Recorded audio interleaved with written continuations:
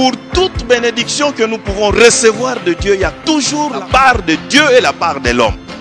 La faveur de Dieu est disponible pour chacun d'entre nous.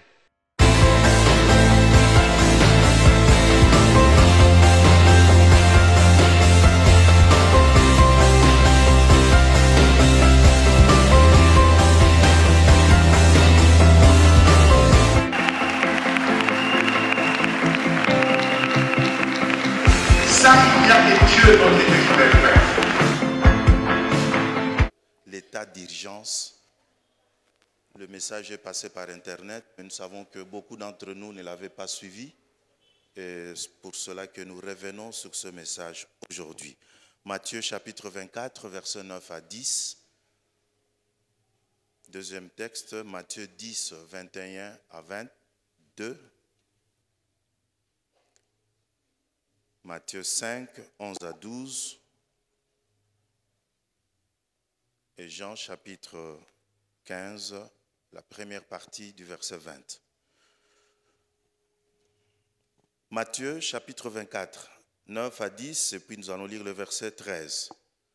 Alors, on vous livrera au tourment, et l'on vous fera mourir. Et vous serez haïs de toutes les nations à cause de mon nom. Alors aussi plusieurs succomberont, et ils se trahiront, se haïront les uns les autres. Verset 13. Mais celui qui persévérera jusqu'à la fin sera sauvé. Matthieu 10, 21 à 22. Matthieu 10, 21 à 22. Le frère livrera son frère à la mort et le père son enfant. Les enfants se soulèveront contre leurs parents et les feront mourir. Vous serez haïs de tous à cause de mon nom. Mais celui qui persévérera jusqu'à la fin sera sauvé. Matthieu 5, verset 12, verset 11 à 12. Matthieu 5, 11 à 12. Heureux serez-vous lorsqu'on vous outragera, qu'on vous persécutera et on dira faussement de vous toutes sortes de mal à cause de moi. Réjouissez-vous et soyez dans l'allégresse parce que votre récompense sera grande dans les cieux. Jean 15, 20, la première partie du verset, donc verset 20a.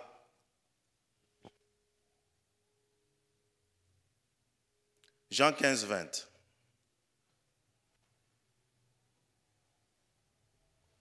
Souvenez-vous de la parole que je vous ai dite. Le serviteur n'est pas plus grand que son maître. S'ils m'ont persécuté, ils vous persécuteront aussi. Amen. Pouvons nous asseoir. Et nous acclamons le Seigneur pour sa parole, la parole que nous venons de lire.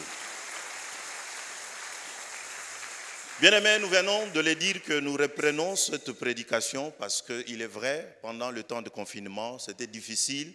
Le temps, de l'état d'urgence, c'était difficile à tout le monde de suivre des prédications qui passaient à l'Internet. Nous avons parlé de cela, mais nous revenons sur cela encore ce matin, parce que c'est très important. Matthieu 24 constitue pratiquement, nous l'avons dit la fois passée, constitue pratiquement la réponse de Jésus à la question de ses disciples qui voulaient connaître le signe du temps de la fin et le moment de sa venue, le moment du retour du Christ. Et presque tous ces chapitres-là, quand vous les lisez, vous trouvez la réponse de Jésus à ces deux questions. Et là où nous avons lu, Jésus donne l'un des signes. Parmi les signes, Jésus parle de la persécution des chrétiens. Comme pour nous dire, quand vous verrez toutes ces choses, quand vous verrez ces choses arriver, quand vous verrez la persécution atteindre tous les chrétiens à travers le monde, sachez que je suis à la porte, comme lui-même l'avait dit. Et dans le deuxième texte que nous avons lu, Matthieu 10, 21 à 22, Jésus donne quelques détails de cette persécution, comment cette persécution va-t-elle se passer? Il y a des frères qui vont livrer leurs frères, il y a des pères qui vont livrer leurs enfants, les enfants qui vont se soulever contre leurs parents pour même les faire mourir. Et cela à cause du nom donc de Jésus-Christ. Et dans le troisième texte, Jésus nous donne la nature de la persécution que l'Église va subir ou qui subit déjà. Et le dernier texte, Jésus nous parle de lui-même qui a été persécuté, comme pour nous dire, si lui a été persécuté, sachant que nous allons aussi vivre cela. Persécution des chrétiens comme signe annonciateur de la venue de Jésus-Christ ou tout simplement la persécution des chrétiens. Bien-aimés, c'est dans quel but que nous reprenons ce message? C'est tout simplement pour nous rappeler que Jésus vient bientôt. Amen. Et qu'aujourd'hui, la persécution des chrétiens comme signe est une réalité aujourd'hui. Nous la vivons déjà, la persécution. Et Jésus a parlé de cela comme signe. Et si nous la vivons déjà, comme tout simplement pour nous dire que son retour est bien proche, son retour est bien imminent. L'objectif, bien-aimé, Dieu veut que tu apprennes cela, que tu sois au courant de ce que nous allons dire ici, pour que tu saches qu'un jour, nous allons nous retrouver aussi face à cela.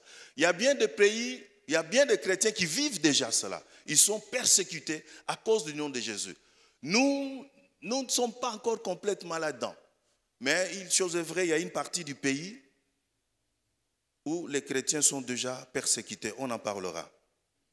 Nous en parlons pourquoi? Parce que tout simplement, nous constatons que ce sont des choses que beaucoup d'églises n'abordent pas ou n'en parlent pas. Et c'est pour cela, par rapport à tout cela, la persécution en particulier, bien aimé, moi j'ai l'habitude de dire que l'église du Congo, particulièrement l'église kinoise, n'est pas préparée. Bien aimé, ceux qui persécutent Koti à Kinshasa, si la persécution arrivait aujourd'hui à Kin, beaucoup vont renier Christ. Pourquoi? Parce qu'ils ne sont pas au courant de cela d'une manière générale. Et deuxièmement, parce qu'ils ne sont pas préparés à cela. Je l'ai dit l'autre fois. Des enseignements que nous suivons d'habitude, c'est vrai, Dieu est celui qui nous protège, il est de notre côté, il combat nos ennemis, tout ça. Mais nous ne savons pas que Jésus a parlé de la persécution et que quand cela arrivera, nous nous sentirons un peu comme abandonnés. Mais cela arrivera. Et par rapport à la persécution, nous l'avons dit la fois passée, Jésus ne donne pas une autre solution que la fuite. Quand vous verrez cela arriver dans votre ville, fuyez dans une autre. Comme pour dire que par rapport à cela, il n'y a pas d'autre solution. Et nous devons être préparés à cela. Alléluia. Alors, qu'est-ce qu'on attend par la persécution? Persécution. Le dictionnaire universel définit la persécution comme étant les traitements injustes ou cruels qu'on inflige à quelqu'un. Et l'ONG qu'on appelle Porte Ouverte définit la persécution comme étant toute hostilité à l'égard d'une personne ou d'une communauté. Et cette hostilité est motivée par le simple fait d'identifier cette personne-là ou cette communauté-là à Jésus-Christ. Donc, tout simplement parce que motoana ayebi Yesu Masiya andimela Yesu Masiya lokola mokonzi pe mobikisi na ye. Et Jésus dit, à cause de cela, nous serons persécutés. Et comme signe de temps de la fin, je l'ai dit, Jésus veut tout simplement nous dire que quand nous verrons ces choses arriver, la persécution arriver, sachons qu'il est à la porte. Bien-aimés, nous avons la grâce de ne pas encore vivre cela. Mais à travers le monde, il y a des bien-aimés qui souffrent, qui ne peuvent pas, dans certains pays, se réunir librement, tout simplement parce qu'ils sont chrétiens et à cause de cela, ils sont persécutés. Et écoutez, Jésus dit, par rapport à ces signes, il dit, instruisez-vous, Marc chapitre 13, 28-29, instruisez-vous par une comparaison tirée du figuier. Dès que ces branches deviennent tendres et que les feuilles poussent, vous connaissez que l'été est proche. Nous n'avons pas cette saison. Mais c'est le signe chez eux en Europe, en Occident, que l'été est proche quand les gens voient des branches qui deviennent tendres et que les feuilles commencent à pousser, les gens se disent que non, bientôt c'est l'été. Et Jésus dit, de même, quand vous verrez ces choses, la persécution arriver, sachez que le Fils de l'homme est proche à la porte. Pour nous, nous pouvons prendre tout simplement l'exemple de la pluie. Quand nous voyons, par exemple, le ciel s'assombrir, nous savons que bientôt, il va pleuvoir.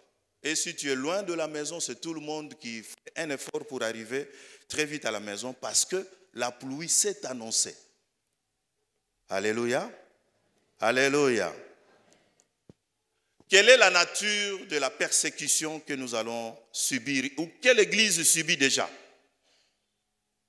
Au verset 5, chapitre 5, de Matthieu, verset 11, Jésus dit, « Heureux êtes-vous lorsqu'on vous outragera, qu'on vous persécutera, et dira faussement de vous toutes sortes de mal. » Parmi Makambo, Église et vivre, ce que les chrétiens vont subir comme persécution, il y a d'abord l'outrage. Deuxièmement, traitement injuste, cruel. Et troisièmement, le fait que les autres disent faussement de mal contre nous. Alors, l'outrage, c'est quoi? On nous dit que l'outrage, c'est tout simplement une offense.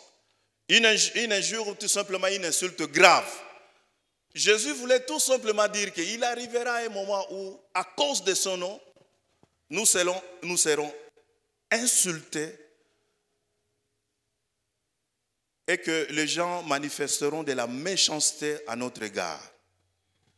Et par rapport à cela, n'oublions pas que Jésus lui-même a été une fois traité de Belzéboul. Alléluia. Et Jésus dit ceci en Matthieu 10, 25. S'ils ont appelé le maître de la maison Belzéboul, à combien plus forte raison appelleront-ils ainsi les gens de sa maison? Et n'oubliez pas, il y a les adeptes d'une certaine religion qui qualifient déjà, nous les chrétiens, des infidèles. Et s'ils disent cela, c'est pour dire tout simplement que nous ne méritons pas de vivre. Et tout ce qu'il faut par rapport à cette religion-là, que nous disparaissions, nous les chrétiens, parce que nous sommes des infidèles. Alléluia. Et c'est par rapport à cela que tout ce monde-là parle de l'éradication d'Israël de la carte du monde. Parce que tout simplement, ils trouvent que Israël se retrouve parmi les infidèles. Ça fait 3 ans, je pense, un groupe de chrétiens coptes en Égypte ont été capturés par des musulmans, ça il faut le dire. Ils les ont obligés de renier Jésus ou tout simplement on les tuait. Ils étaient une centaine, peut-être 200, je ne sais pas. Presque tout le monde a renié Jésus, sauf une vingtaine qui a dit non, nous continuons à servir Jésus parce qu'il est notre Sauveur et notre Seigneur. Les 20 ont été décapités. Moi, j'ai vu la vidéo. On les a tous amenés au bord de l'océan et on les a décapités. Amen. Traitement injuste, traitement cruel. Jésus parle de cela. Nous subirons cela. Jésus veut tout simplement dire que nous subirons de la violence physique pouvant amener jusqu'à la mort, tout simplement parce que nous avons cru en son nom. Alors on vous livrera au tourment, Matthieu 24, 9. Et l'on vous fera mourir, et vous serez haïs de toutes les nations à cause de mon nom, signe de temps de la fin. Troisième signe que Jésus a donné, ou troisième nature de la persécution que l'Église subit ou qui va subir dans le temps.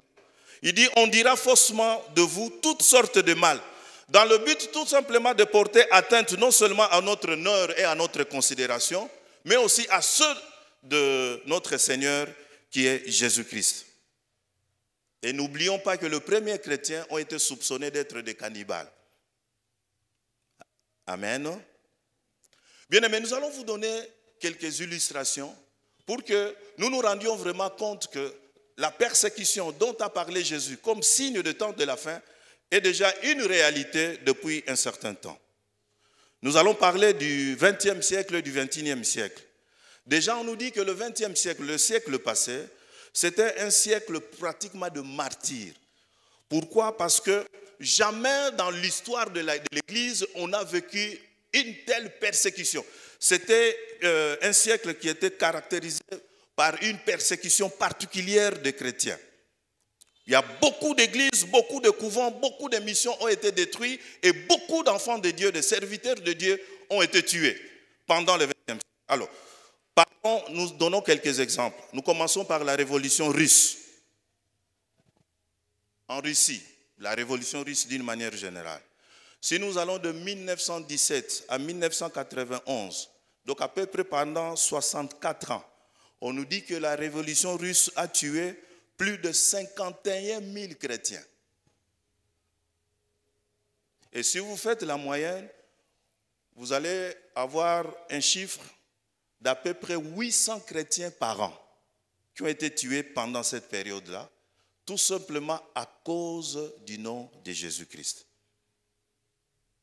L'URSS d'alors avait déclaré la religion comme étant subversif, donc l'ennemi du pouvoir ou tout simplement l'ennemi de l'État. C'est ainsi que beaucoup de chrétiens ont été arrêtés, tués, des couvents, détruits des églises, détruits des séminaires, etc. Deuxième exemple, la Pologne. Entre 1945 et 1947, plus de 200 prêtres, parce que la Pologne est plus catholique, plus de 200 prêtres parmi le plus influents ont été tués. Alléluia. En Albanie, on nous dit qu'en 1948, 20 prêtres ont été fusillés. Et l'Ekisaka massacre à la exécution à la radio. Tout le monde pouvait suivre ces exécutions à la radio. En Espagne, durant la révolution nationaliste, les églises particulièrement catholiques étaient condamnées à disparaître. Et parmi les prêtres des religieux ou des religieuses, il y a eu 6832 morts. Alléluia. L'Amérique aussi a eu ses martyrs avec la révolution mexicaine. En 1926, on nous dit des centaines de prêtres et de laïcs ont été assassinés. Et ce qu'on l'a dit, c'est tout simplement parce qu'ils sont chrétiens. Parlons de notre siècle. Selon l'ONG chrétienne Porte Ouverte, dans son rapport de 2019, donc son rapport de l'année passée, on nous dit qu'entre novembre 2019 et octobre 2018, soit une année, on parle de plus de 245 millions de chrétiens qui ont été persécutés à travers le monde. Juste pendant 12 mois. Plus de 245 millions de chrétiens persécutés à travers le monde. Et parmi les 245 millions de chrétiens persécutés, il y a eu plus de 4300 chrétiens tués l'année passée, en 2019. Et plus de 3150 emprisonnés, tout simplement parce qu'ils croient et confessent Jésus comme sauveur et seigneur de l'humanité. Alléluia. Et depuis le début de cette année, Bandaki 2020, on parle de 2900, pratiquement 3000 chrétiens qui ont déjà été tués depuis le début de cette année. Plus de 3000 chrétiens tués à cause de leur foi et plus de 9000 églises qui ont été attaquées. Amen. Parlons de pays où l'évangile, de pays qui sont vraiment hostiles à l'évangile. Bien aimé, il faut bénir le Seigneur parce qu'ici, vous êtes libre de parler de Jésus quand vous voulez et où vous voulez. Dans certains pays, c'est interdit. Vous ne pouvez pas le faire. Et à travers le monde, il y a 50 pays qui sont vraiment hostiles à l'évangile, où vous ne pouvez pas parler librement de Jésus-Christ. Il y en a 50, mais parmi ces 50, il y a 11 qui sont vraiment très, très hostiles aux chrétiens. Il y a d'abord la Corée du Nord. Il y a la Corée du Nord, il y a l'Afghanistan, il y a la Somalie, il y a la Libye, le Pakistan, le Soudan, l'Érythrée, le Yémen, l'Iran, l'Inde et la Syrie. Alors parmi ces 11, il y en a 5 où les chrétiens subissent plus ou la plus grande persécution. Et le tout premier pays, c'est la Corée du Nord. Vous savez qu'à un certain moment, toutes les femmes chrétiennes en Corée, là ça se passe vers les années 1940, 45, 50, on les stérilisait.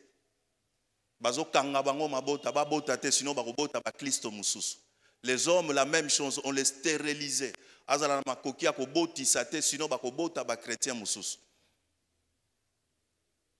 Alléluia. En Corée du Nord, il y a beaucoup de chrétiens qui sont emprisonnés dans des camps de travaux forcés. Et cela dans des conditions inhumaines. Pour l'État nord-coréen, les chrétiens sont des gens dangereux. Il faut faire très attention à eux. Pourquoi? Parce que ce sont des ennemis de l'État. Et posséder une Bible en Corée du Nord peut être fatal. C'est-à-dire, on peut vous arrêter, vous tuer, tout simplement parce que vous avez avec vous une Bible. En Afghanistan, il n'existe aucun bâtiment officiel des églises. Ça n'existe pas. Et lorsque quelqu'un, par exemple, quitte l'islam, sa famille est obligée de le dénoncer. Sinon, c'est la famille qui sera aussi condamnée. Amen. Nous nous souvenons de l'histoire d'un jeune homme qui est parti, qui est afghan et qui est parti en Allemagne pour les études. Il arrive là en contact avec les chrétiens, il a accepté Jésus comme sauveur et Seigneur. Lui, il était musulman. Il rentre en Afghanistan, ses parents constatent qu'il ne voulait plus aller à la mosquée et il lisait la Bible depuis son retour. On l'a dénoncé et le tribunal islamique l'a condamné à la peine capitale, tout simplement parce qu'il était devenu chrétien. Somalie. En Somalie, il y a un groupe terroriste là qu'on appelle El-Shabaab. Et c'est ce groupe-là qui persécute les chrétiens. Quand ils vous attrapent, pour eux, il n'y a pas d'autre alternative que vous tuer sur le coup. Et en Libye, nous avons des chrétiens autochtones, nous parlons des Libyens qui sont chrétiens, qui subissent souvent des pressions de leur famille. C'est-à-dire, vous vous convertissez, vous devenez chrétien, on vous oblige de renouer avec l'islam. Et si vous ne le faites pas, vous pouvez être condamné aussi à une peine d'emprisonnement. Alors, les chrétiens émigrés, c'est-à-dire que les étrangers qui sont là comme chrétiens, souvent en Libye, d'ailleurs nous sommes en train nous suivons ces vidéos deux fois, ils sont souvent victimes d'enlèvement, victimes d'esclavage, de meurtre ou de viol. Et là, c'est interdit de pratiquer publiquement sa foi. Non. Vous vous réunissez quelque part dans une église. Non, chez eux là-bas, c'est interdit en principe. Donc vous risquez d'être arrêté. Au Pakistan, on nous dit que tous les chrétiens pakistanais souffrent d'une discrimination systématique. Là, c'est organisé par l'État. Les chrétiens n'ont pas droit à des emplois considérés.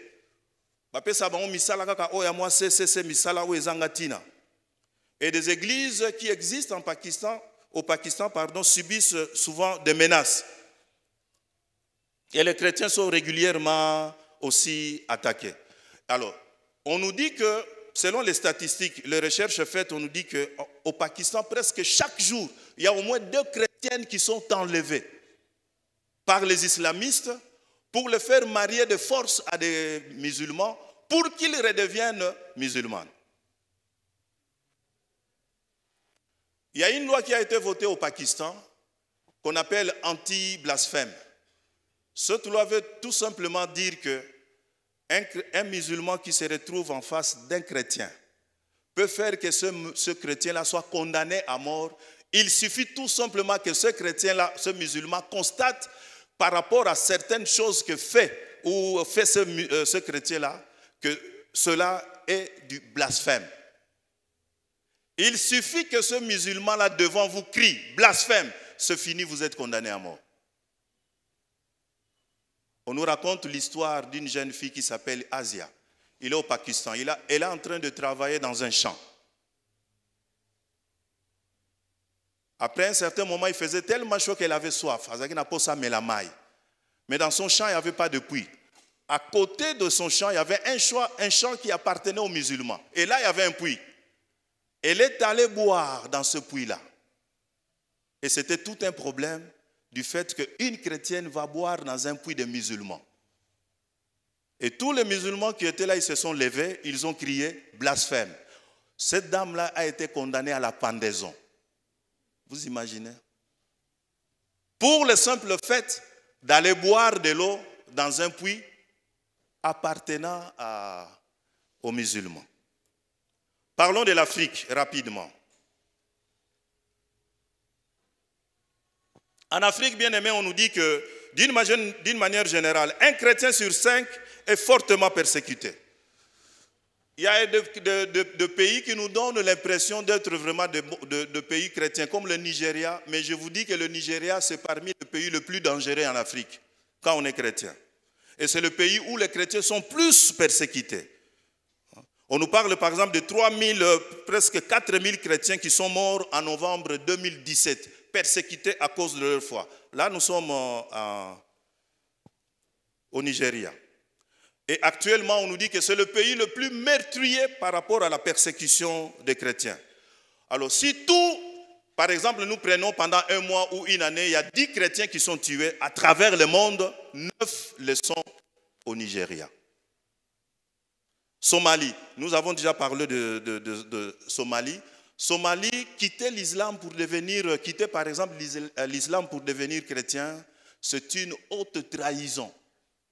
Vous les faites, on vous arrête et vous pouvez mourir de cela.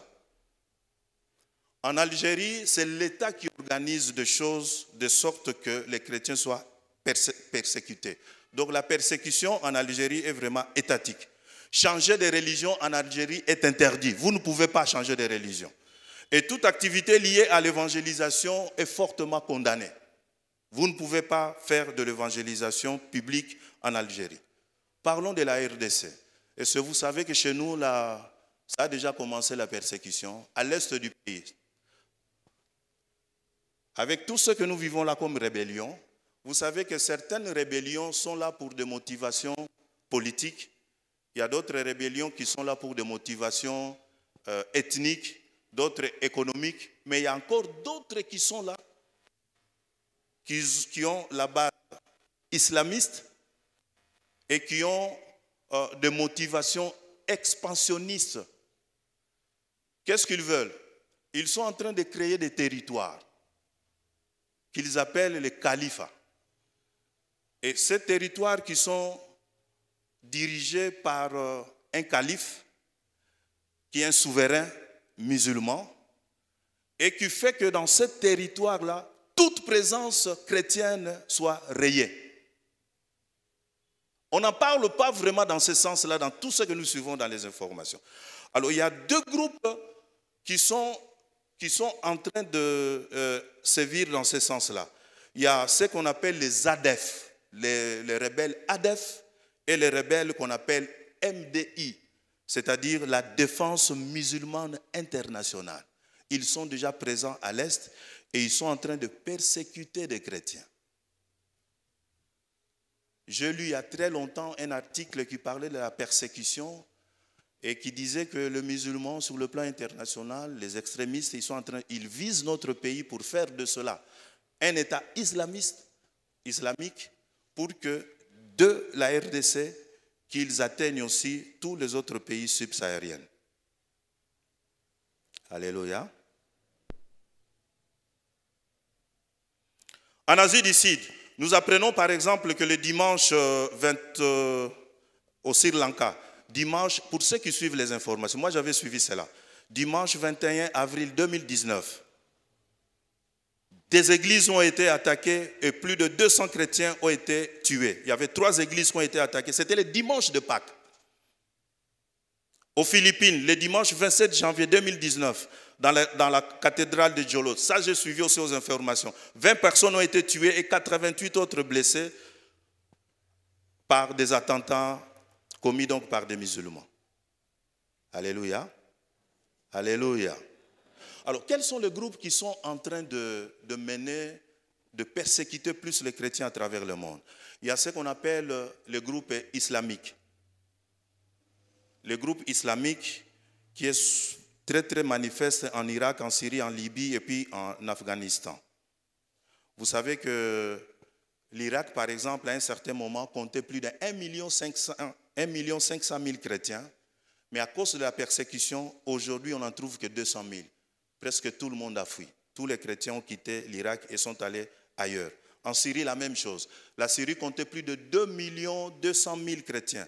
Aujourd'hui, on n'en compte que 700 000. Tout le monde a fui. Et parmi les personnes physiques, grands persécuteurs, il y a le président, on compte le président de la Corée du Nord, qui est très, très dangereux. Nous avons les nationalistes hindous en Inde, nous avons El-Shabaab, comme nous avons dit, en Somalie et au Kenya. Une fois, El-Shabaab avait attaqué une université au Kenya pour ne chercher que les étudiants chrétiens. Et beaucoup ont été tués. Il y a Boko Haram, qui est un groupe islamiste d'origine nigériane. Il y a les éleveurs Peul, qui sont très actifs au Nigeria. Il y a les cartels de drogue, par exemple, en Amérique du Sud. Il y a le communisme, etc. Bien-aimés, Jésus donne tout cela comme signe. Et il dit ceci, pour terminer, Marc chapitre 13, verset 28 à 29. Jésus dit, « Instruisez-vous par une comparaison tirée du figuier. Dès que ces branches deviennent tendres et que ces feuilles poussent, vous connaissez que l'été est proche. De même, quand vous verrez ces choses arriver, sachez que le Fils de l'homme est proche. » Bien-aimé, Jésus a parlé des temps de la persécution comme signe de sa venue. Et c'est une réalité déjà. Comme pour nous dire qu'il est la porte et que nous devons faire attention. Bien-aimé, nous terminons par l'histoire d'un monsieur. L'histoire se passe dans la ville de Gaza, en Palestine. Le monsieur s'appelle Rami Ayad. Gaza, c'est une ville palestinienne qui compte plus de 1,5 million musulmans et qui n'a que 3 000 chrétiens. Et dans cette ville-là, le monsieur Rami Ayad était le seul libraire chrétien. Donc c'est le seul qui avait une librairie chrétienne. Et le musulman le harcelait pour qu'il abandonne la religion chrétienne et qu'il devienne musulman. Il a refusé et vous savez le sort, finalement on l'a tué. Nous allons suivre cette vidéo de 2 minutes seulement et nous terminons par là.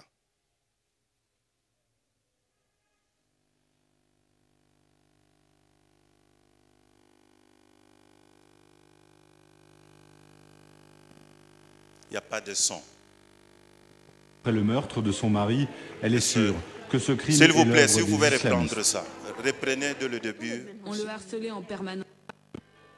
Voilà, merci. Suivez. C'est dans l'église de Bethléem que Pauline Ayad vient chercher un peu de réconfort. Elle a fui Gaza, sa ville natale, et s'est réfugiée à Bethléem après le meurtre de son mari. Elle est sûre que ce crime est l'œuvre des islamistes. On le harcelait en permanence pour qu'il se convertisse à l'islam. Mais Rami a toujours refusé fermement. Et pour cela, il a payé le prix fort. Gaza, 7 octobre 2007. Pauline accompagne une dernière fois son mari. On l'a trouvé dans une ruelle avec 2 balles dans la tête et des coups de couteau. Rami Ayad possédait la seule librairie chrétienne de Gaza. Il était l'un des 3000 chrétiens parmi 1,5 million de musulmans. 2 mois avant qu'il ne soit tué, un cheikh lui a dit « Je veux que tu te convertisses à l'islam ». Rami lui a répondu « Je crois en Jésus-Christ ». Alors le cheikh lui a dit qu'il trouverait bien un moyen. Aujourd'hui, les chrétiens de Gaza considèrent Rami Ayad comme un martyr. Bien sûr, c'est à cause de sa religion qu'on l'a tué. La police n'a pas trouvé la moindre piste. Je ne lâcherai pas tant que le Hamas ne m'aura pas dit exactement ce qui s'est passé. À Jérusalem, Justus Weiner, avocat spécialiste des droits de l'homme, a suivi de très près l'affaire Rami Ayad. Cela fait 10 ans qu'il enquête sur les violences faites aux chrétiens dans les territoires palestiniens. Cela va tellement loin qu'aujourd'hui, des familles chrétiennes font porter le foulard ou même parfois des burqas à leurs filles pour leur éviter de se faire attaquer ou cracher dessus en pleine rue.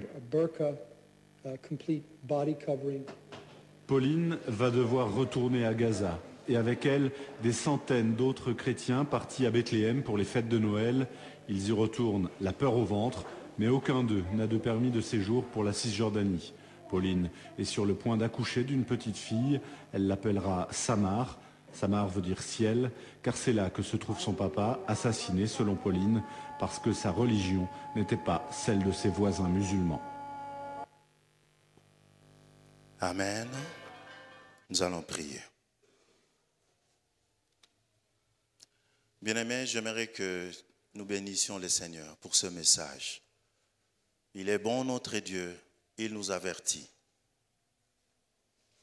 Il nous informe de ce qui arrive pour que nous prenions des dispositions, pour que nous nous préparions à cela, pour que nous ne nous détournions pas de la foi, pour que nous combattions le bon combat et que nous gardions notre foi.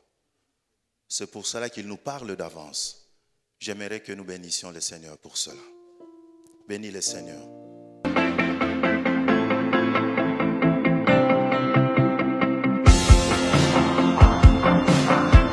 Pour toute bénédiction que nous pouvons recevoir de Dieu, il y a toujours la part de Dieu et la part de l'homme. La faveur de Dieu est disponible pour chacun d'entre nous.